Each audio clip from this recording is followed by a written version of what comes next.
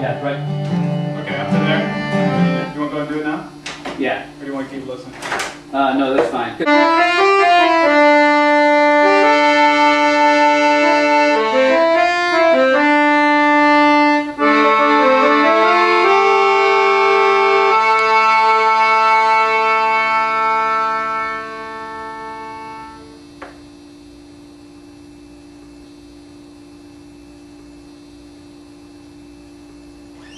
That was great. That felt better. Sounded really good to me. You want to listen? Yeah. The biggest change over the past year, I think, has been the definition of who the Oaks are, and we've completely changed in that. And we found our sound, I think, for the most part, and our sound happens to be 6 people cohesively together, creating and weaving these different sounds, different elements, different influences that come together and create this like palette of colors. The way that the band has changed in my mind is that this kind of feedback process began to occur as we brought in Tim and Greg and Jeremy and Melissa. And what started happening is we realized how unique all of our visions were, but yet how strangely compatible they are, or creatively. And so rather than it just being me and Ryan planning things and then, you know, like I said, realizing them, it started to become almost like this dialogue process, not just between 2 people, but this big conversation between 6 people started taking place. We started creating songs and feeding back off of each other's ideas in all directions.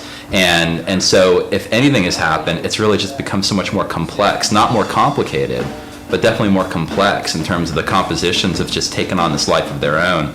As far as the personalities in the band, the way we mesh is really amazing. I mean, the way everybody, I don't know, it just feels like a family when we're together.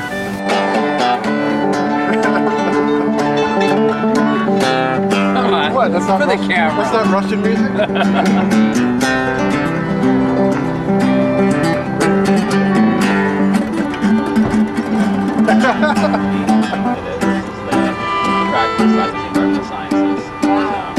I haven't worked with my dad so.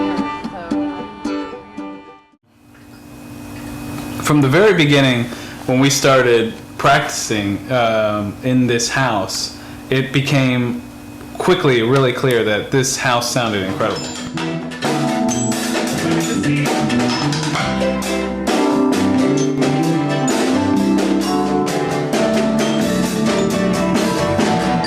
The inspiration for the songs happened in this room, so when we came to record, we knew that it was going to be in this living room. And I think that that was the first goal of the album, at least in my mind, is try to capture the sound of the room, the natural sound of us as a band playing in this room. It was fun for me to record in the house because it's Ryan's house. And so it was just real comfortable to be able to come over here. And there was a couple of sessions where I came over at 9 in the morning and Ryan was in his PJs and, you know, we laid down a couple of parts and then we went about our day, and sometimes it was late at night, and it was just, it makes it more relaxed.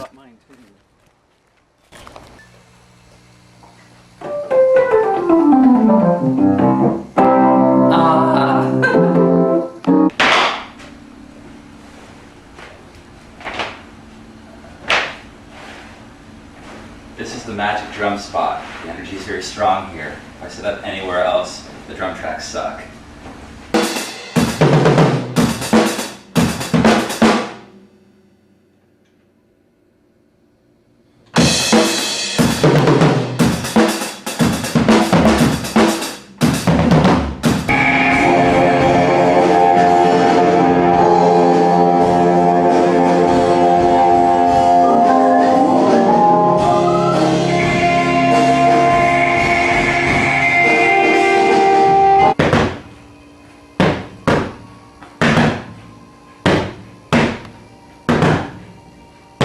My father, my mother, my wife, my sister. You kind of fade out. Want to try it? Yeah.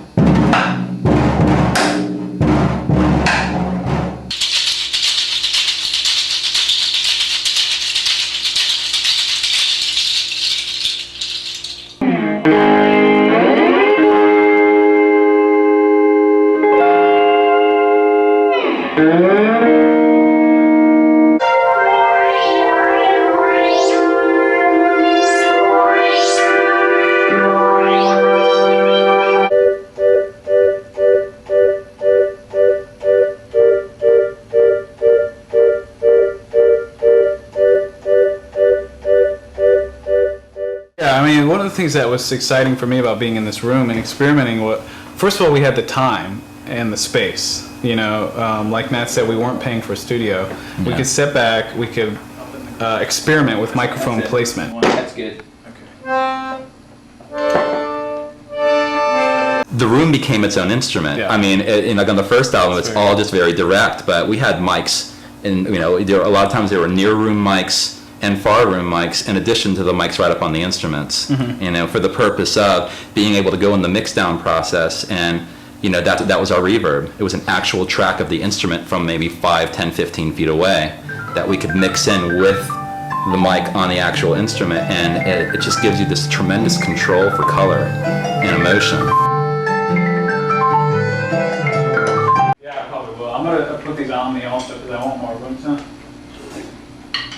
Key was the drums. So we spent a lot of time with mic placement on the drums. Oh, that is the top snare. We need a bottom snare mic, Yeah. the D2. Like if we pull the mic and it's more like here, you get a lot less kick. Raise them up. You get a lot less kick.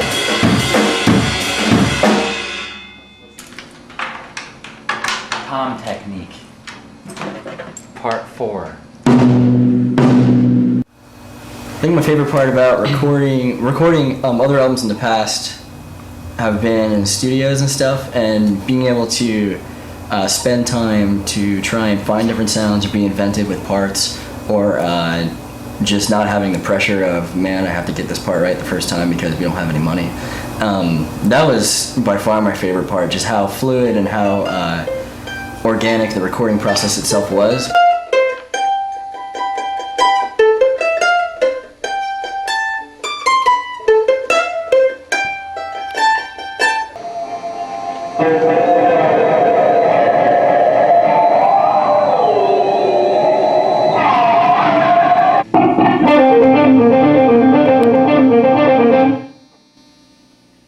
That's okay. Kind of dirty. So dirty. Maybe I need to have like cigarettes slowly hanging out, like, I don't even care. You need the pipe. Hey! Ryan, get the pipe. That's cool, stop up on Hang that pipe out of your mouth and make that part. Here we go. I can already feel it. Can already feel it.